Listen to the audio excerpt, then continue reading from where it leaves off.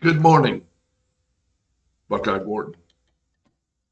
I want to continue our series on when I was sent to South Korea and my experiences there.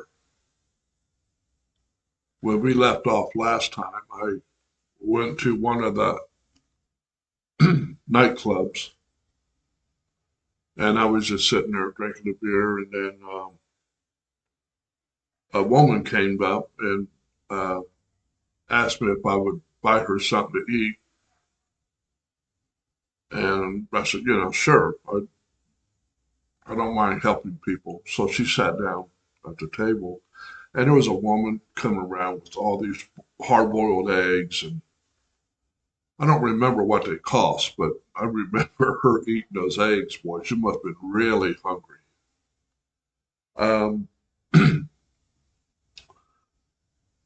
Went back to where I lived on base, my room. Went to sleep, got up the next morning, and went to work on the tax site. Tax site was a mountain, not real high, maybe I don't know, 600 feet above sea level. But that's where most of the people uh, who has anything to do with ground to air missiles, that's where they worked. Anyhow, let's move on now. Later that night, got home from work, took a shower, and when I got back to my room, all of my clothes, dirty clothes, was picked up, taken to the laundry by the houseboy. If you remember, I had a houseboy when I was in South Korea. Um, Clothes was washed, pressed, and put in the closet. And the clothes I was going to wear was laid out on the bed. So I got changed. And I thought I'd just relax and go drink a beer and come on back. So I went back to the village, um, went to a different club, not the same one I was at the last time. So I got a beer and sat down on one of the tables. And lo and behold, here comes that same woman from the other club. Asked if she can sit here with me. I said, sure. So her English was fairly well. I could understand quite a bit. It's a little broken, but I could understand her. So I asked her, first thing I ask is, are you hungry? She says, no, but I'll take a beer. So I got her a beer. So we're just sitting there talking. Um, Towards the end of the conversation, she asked if I wanted a short time or a all nighter. And I was kind of shocked by that. I wasn't expecting a woman just come right out. She says, "Look," she reached in her pocket. "I got a card." So that means she's clean. The all the business women in the village, there was a lot of them. To get on base, compound, it wasn't much of a base, but to get on the compound, you go up to the security guard and you have to show that you have your updated card. It'll have the month and the date punched out. And anything looks odd about the card, you weren't allowed in. So anyhow, that's the reason for the card. So she's just letting me know that she's clean. Okay, this is a little bit embarrassing for me, but anyhow, I was tired. I said, well, we'll go to your house all night. And so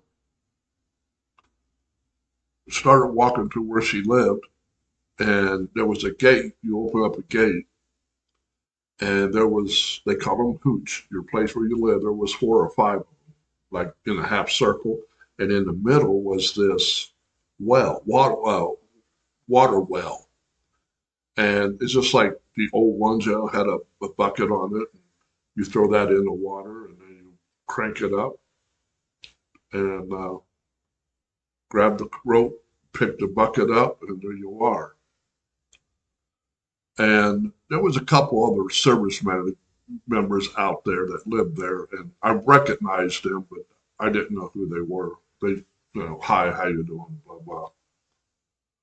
So I started walking into the hooch, and the light, she had a blue light inside, and I was just floored because she rushed me out, and she said, "You got to take your shoes off." So she was down on one knee, and she said, "Come here." So she took my shoe off and put house slippers on me. And every time I walked in there, she would do that. Every time I leave, she'd take the house slippers off and put my regular shoes on. So I thought that was kind of cool. Um,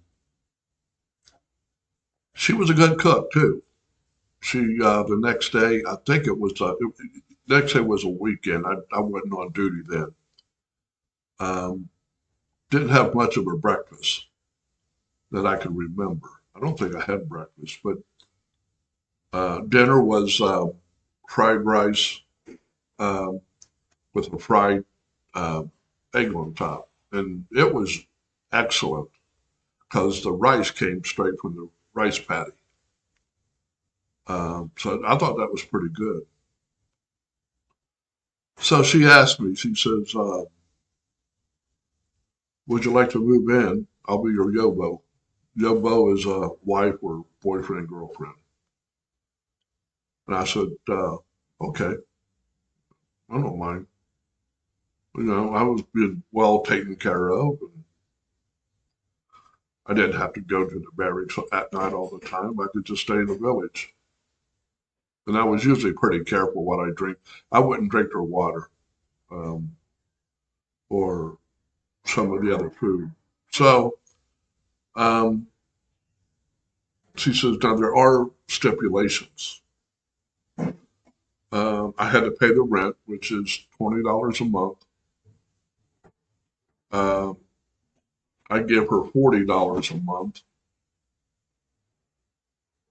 And if I'm not mistaken, I think that was it. So it cost me $60 a month. So, so that's what we did.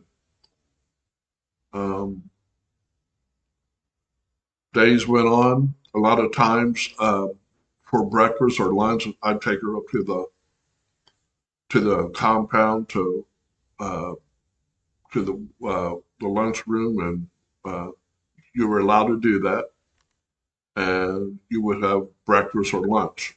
And I liked the rice so much. When we would go back, we wouldn't go to the compound for dinner. She would make me rice and a fried egg. Um, once in a while, it would be ramen, and I would bring the water from the base. Now, I don't know if it's any cleaner, if it's you know filtered. I don't know. But they just said don't drink the water there. So I would bring the water from the base, and she would use that to make my ramen. And then she would uh, open an egg, drop an egg in there, and then she would boil that for a little bit, and that would be my dinner. But that went on. It wasn't a normal boyfriend girlfriend or husband and wife relationship. We were just had a TV, um, and we would watch a lot of the old movies like Andy Griffith, Leave It to Beaver, My Three Sons, but they would be in Korean, and they would have English subtitles. So I knew what was going on just by reading it. And she would ask me questions about the United States, and she said she knew some women that married GIs and went to the United States. And I never really said anything to her, but I'm totally against marrying somebody and bringing them back. I wasn't going to do that. I wasn't in love with her. I just enjoyed her company. She was nice. Um, a little older than me, maybe 5 or 6 years. And, we have some good conversations, and that's what I like. So let's cut it off there. If you would, please like this video, hit the thumbs up, um, subscribe.